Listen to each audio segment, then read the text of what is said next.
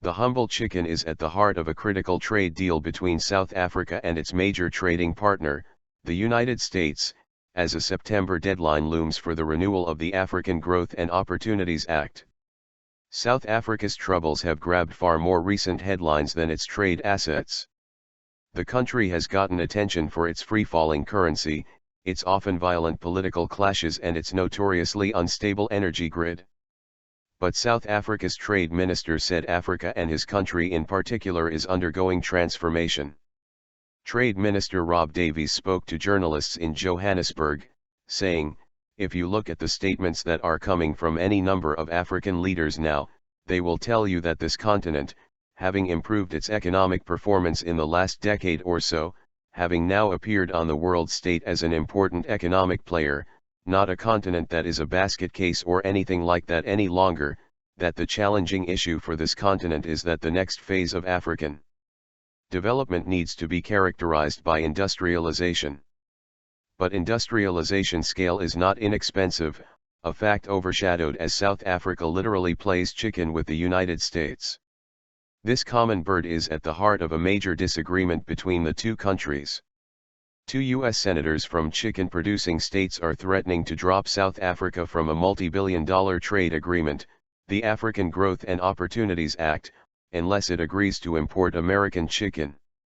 Davies said this disagreement over poultry is anything but paltry. There are plenty of win-loses. Another one of the win-loses is that we just say, okay, we are going to stop being a country that produces chicken and we will keep AGOA. That would be a win-lose, said Davies. But I also said that the other side is a win-lose. Take us out of AGOA because of the chickens and the US chicken producers do not get access to the markets, it is as simple as that. And the other win-lose would be that there are all kinds of other implications for AGOA, he said. I do not think that the senators or myself who are trying to work with the chicken producers on each side, we are not looking at that. We are looking at a win-win outcome, and I think we can get that, we can get a deal, said Davies. South Africa has benefited from AGOA, which was enacted in 2000 to allow African nations duty-free and quota-free access to the U.S. market.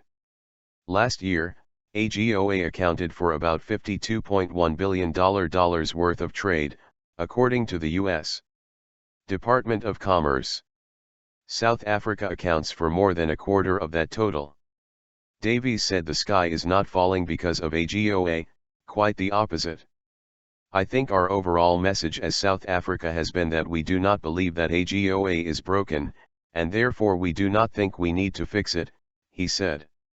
We think that the arrangement as it stands, the broad architecture of it can be improved in a number of ways. But the overall design of it, we think is supportive of African growth and development, said Davies. AGOA could appear before Congress in coming months, before a September deadline.